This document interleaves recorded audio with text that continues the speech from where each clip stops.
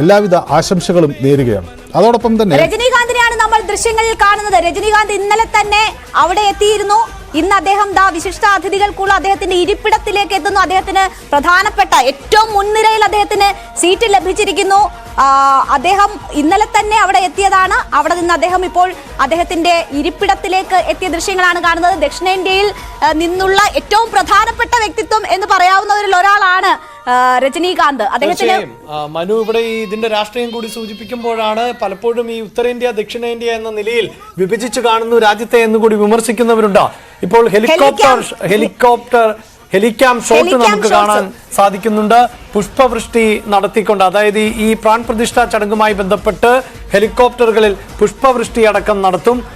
ഒരുപക്ഷെ ഇത് സുരക്ഷാ പരിശോധനകളുടെ അയോധ്യ ക്ഷേത്രം, അയോധ്യാപുരി, അതിന്റെ ആകാശ ദൃശ്യമാണ് ഇപ്പോൾ പ്രേക്ഷകർ കാണുന്നത്. അയോധ്യ നഗരത്തിന്റെ ക്ഷേത്ര ഭൂമിയുടെ പേര് മാറ്റി വിസ്തൃതി കൂട്ടിയ അയോധ്യ നഗരമാണ്.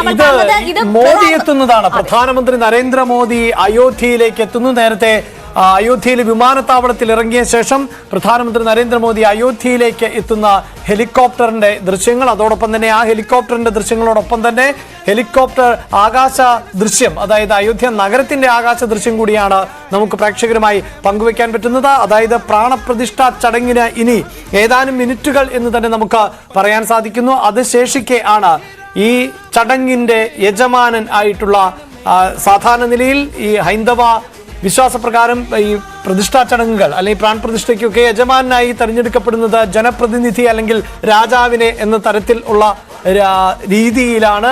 ഇപ്പോഴാകട്ടെ ഇന്ത്യയുടെ പ്രധാനമന്ത്രിയാണ് ജനങ്ങളാൽ തെരഞ്ഞെടുക്കപ്പെട്ടിട്ടുള്ളത്. അതുകൊണ്ട് തന്നെയാണ് പ്രധാനമന്ത്രിയെ യജമാനൻ ആക്കുന്നത് എന്നുള്ളതാണ് ക്ഷേത്ര ട്രസ്റ്റിൽ നിന്ന്. അയോധ്യ നഗരം പ്രാൺ പ്രതിഷ്ഠയ്ക്ക് ഒരുങ്ങുമ്പോൾ അതിന്റെ ആകാശ ദൃശ്യങ്ങൾ, അയോധ്യ പേരുമാറ്റി ജില്ലകൾ കുറെ അധികം അതിനോടൊപ്പം കൂട്ടിയോജിപ്പിച്ചു. അങ്ങനെ വിസ്തൃതി കൂട്ടിയ അയോധ്യയുടെ ആകാശ ദൃശ്യങ്ങളാണ് കണ്ടത്. ക്ഷേത്രത്തിന്റെ ഏറ്റവും പുതിയ ദൃശ്യങ്ങൾ കൂടി വളരെ മനോഹരമായി അണിഞ്ഞൊരുങ്ങിയിരിക്കുന്നു.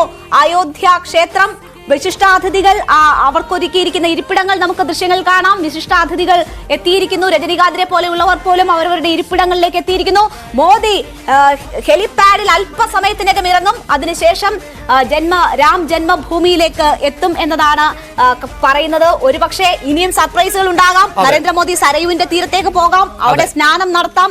അതിനൊക്കെയുള്ള സാധ്യതകൾ ഇനിയും അവശേഷിക്കുന്നുണ്ട്. കാരണം 1 മണിക്കൂർ കൂടി ഉണ്ട് പ്രാൺ പ്രതിഷ്ഠാ ചടങ്ങുകൾക്ക്. 12:20 ശേഷമുള്ള അഭിജിത്ത് മുഹൂർത്തത്തിലാണ് പ്രാൺ പ്രതിഷ്ഠാ ചടങ്ങുകൾ നടക്കുക. അതുകൊണ്ട് തന്നെ മോദിയുടെ സർപ്രൈസുകൾ എന്താണ് എന്നറിയാൻ ഇനിയും കാത്തിരിക്കേണ്ടി വരും. മനു ഭരത് തുടരുന്നുണ്ട്. മനു, പലപ്പോഴും പല ചടങ്ങുകളിലും പല സർപ്രൈസുകൾ ഒളിപ്പിച്ചു വെച്ചിട്ടുണ്ട് പ്രധാനമന്ത്രി നരേന്ദ്രമോദി. നമുക്കറിയാം, ഒരു ഇലക്ഷൻ ഇയർ ആണ് ഇത്. ഏതാനും ദിവസങ്ങൾക്കകമോ അല്ലെങ്കിൽ ആഴ്ചകൾക്കകമോ ഇലക്ഷൻ പ്രഖ്യാപിക്കപ്പെടുന്ന ഒരു സാഹചര്യമൊക്കെയുണ്ട്. എന്തൊക്കെ സർപ്രൈസുകൾ ഇനിയും പ്രതീക്ഷിക്കണം?